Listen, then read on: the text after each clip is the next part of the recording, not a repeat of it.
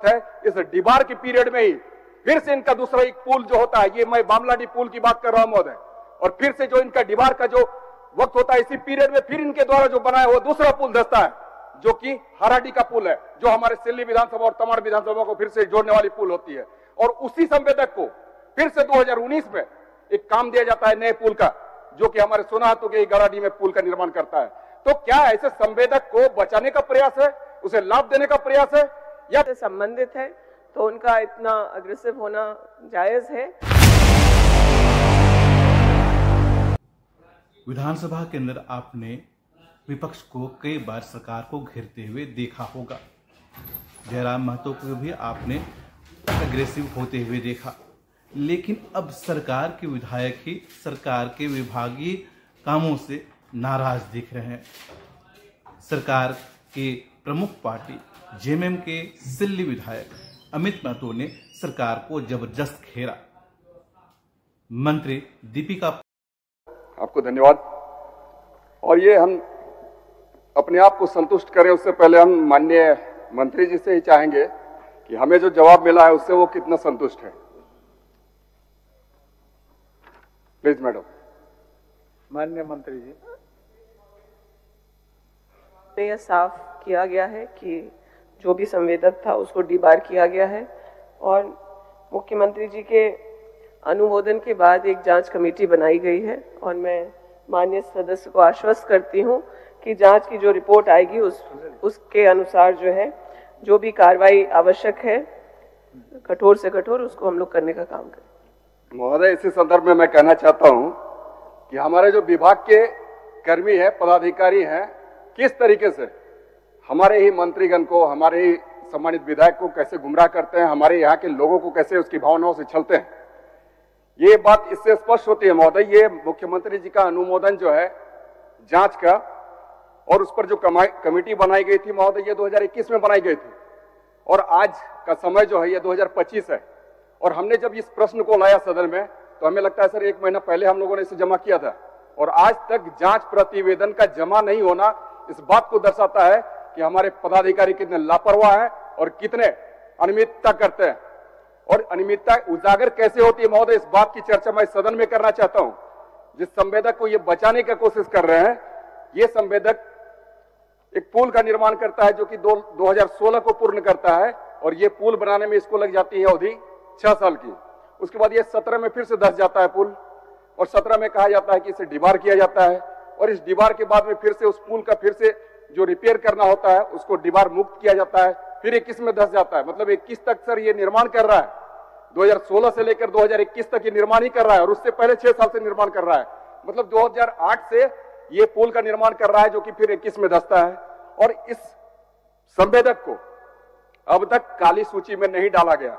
इसमें इन्होंने यह कहा है विभाग के लोगों ने कि जो संबंधित पदाधिकारी थे उस पदाधिकारी को निलंबित किया गया। मैं पूछना चाहता हूं कि आखिर उनकी निलंबन की स्थिति क्या है और कौन से पदाधिकारी थे। दूसरी बात यह है महोदय कि ये जो डीबार का जो वक्त है, इनका 2017 के बाद का जो डीबार का वक्त है, इस डीबार के पीरियड में ही फिर से इनका दूसरा एक पुल जो होता है, ये मैं बामलाडी पुल की बात कर रहा हूं महोदय, और फिर से जो इनका डीबार का जो वक्त होता है इसी पीरियड में फिर इनके द्वारा जो बनाया हुआ दूसरा पुल धंसता है, जो कि हराडी का पुल है, जो हमारे सिल्ली विधानसभा और तमाड़ विधानसभा को फिर से जोड़ने वाली पुल होती है।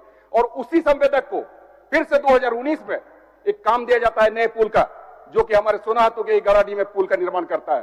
तो क्या ऐसे संवेदक को बचाने का प्रयास है, उसे लाभ देने का प्रयास है, या फिर यहाँ के पदाधिकारियों के द्वारा बचाया जा रहा है? और पदाधिकारी अगर दोषी है तो ऐसे पदाधिकारी पर कार्रवाई क्यों नहीं सुनिश्चित की जाती है महोदय? आखिर एक पुल को लेकर अगर हम 15 साल का इंतजार करें, 16 साल का इंतजार करें अध्यक्ष महोदय, तो आखिर हमारा जो जन अपेक्षा हमसे रखती है उसकी भावनाओं का क्या होगा महोदय? और ऐसे लोगों को कहीं ना कहीं आज संरक्षण देने का काम हमारे यहाँ के जो पदाधिकारी संवेदक को कर रहे हैं, और पदाधिकारी हमें गुमराह कर रहे हैं महोदय। मैं यही कहना चाहता हूं कि ऐसे संवेदक को काली सूची में डाला जाए, उसके पैसे सारे रिकवर किए जाए।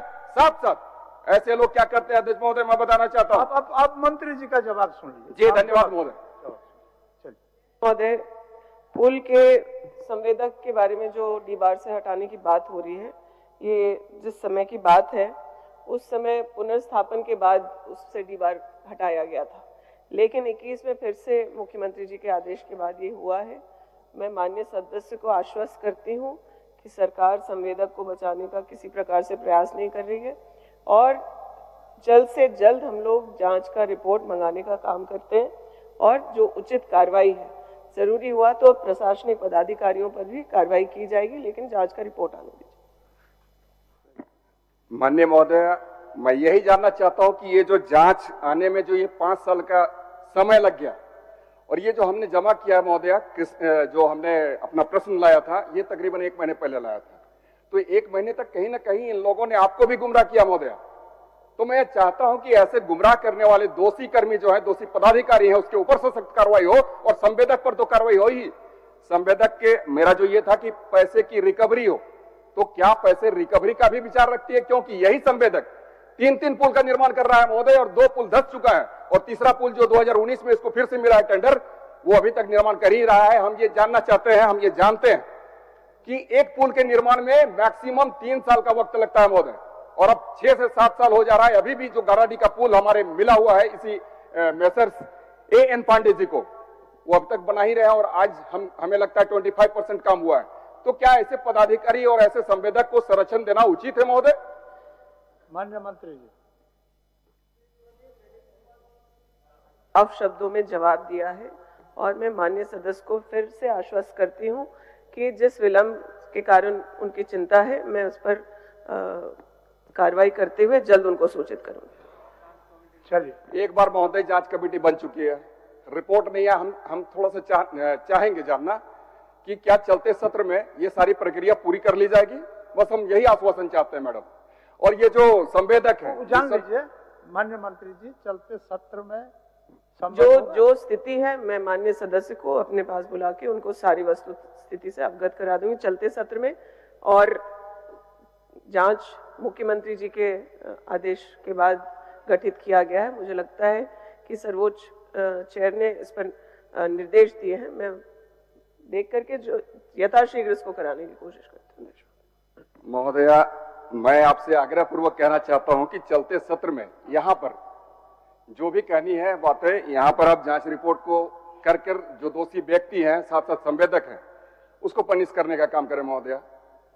ठीक है अमित जी। चलिए, माननीय सदस्य जनार्दन पासवान जी।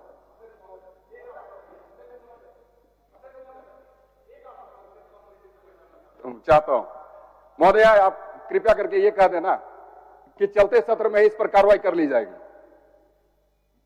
महोदय, मैंने अपने पहले जवाब में भी यही कहा कि चलते सत्र में माननीय सदस्य को अभी की स्थिति से विस्तार रूप से अवगत करा दिया जाएगा। धन्यवाद। सारी चीजें तो हो चुकी है, कार्रवाई जांच की रिपोर्ट आने के बाद होगा। तो जांच की रिपोर्ट के चलते सत्र में आ जाएगी? ये मेरे लिए अभी बताना संभव नहीं है। चूंकि ये 5 साल हो चुके हैं अध्यक्ष महोदय, चूंकि ये 5 साल का वक्त लगा चुके हैं विभाग के कर्मी, और कहीं ना कहीं हमारी मंत्री महोदया को भी गुमराह किया जा रहा है महोदय। तो मैं यही चाहता हूँ मंत्री जी, एक जांच कमेटी, और अध्यक्ष महोदय एक जांच कमेटी ऑलरेडी बन चुकी है जो कि पास ठीक है अध्यक्ष महोदय। अध्यक्ष महोदय कृपया करके। अध्यक्ष महोदय, एक मिनट, मैं माननीय सदस्य महोदय की भावनाओं को समझ पा रही हूँ। कहीं अगर कोई गलती हुई है और क्षेत्र से संबंधित है तो उनका इतना अग्रेसिव होना जायज है, लेकिन जांच की स्थिति को पूरा पता करके उनको चलते सत्र में उससे अवगत कराया जाएगा और मैं जल्द से जल्द इस पर कार्रवाई करूंगी, चाहे जरूरी हुआ तो संवेदक पर और जरूरी हुआ तो आप पदाधिकारियों पर। आप क्या अध्यक्ष महोदय, पूर्व में एक जांच कमेटी बनी 7 साल पहले, दोबारा आप जांच कमेटी बना रहे, उस जांच कमेटी की क्या रिपोर्ट हुई वो तो आप सदन पे रखिए। और महज ये मामला बहुत साफ है, 2 पुल धस गए, तीसरा पुल आप दे रहे हैं, आप इतने लंबा गैप दे रहे हैं। जो भी जांच है 3 दिन के अंदर रिपोर्ट बना के इस सदन में पेश करें, ये बहुत बड़ी मामला है। चल, मैंने पहले भी अमित जी को भी वही जवाब दिया और अरूप जी को भी यही कहना चाहती हूँ कि जो जांच कमेटी बनी है उसके रिपोर्ट की क्या स्थिति है, उस पर और विस्तार से जानकारी लेते हुए कितने समय में कार्रवाई संभव है वो चलते सत्र में बता देंगे। ठीक, अब आप बैठ जाइए अमित जी, आप चलते सत्र में इसको रिपोर्ट आने दीजिए, फिर डिस्कशन होगा। फिर डिस्कशन होगा, इसको छोड़ा नहीं जाएगा। बट आग्रह को अध्यक्ष महोदय हमारे माननीय मंत्री जी को गुमराह किया जा रहा है यहाँ के पदाधिकारियों के द्वारा। अच्छा, और ऐसे दोषी पदाधिकारी जब तक संरक्षण पाएंगे ऐसे ही काम होता रहेगा महोदय। अच्छा, तो मंत्री जी आपको आश्वस्त किए कि नहीं कि सदन चलती सत्र में ही जवाब देंगे? बढ़िए मंत्री जी, देख रहा है मंत्री को गुमराह किया जा रहा है। मैं उनको कहना चाहूंगी कि जांच के आदेश माननीय मुख्यमंत्री जी के द्वारा दिया गया है, इसमें कहीं भी किसी तरह से कोई कोताही नहीं बरती जाएगी और आप निश्चिंत रहें। संवेदक पर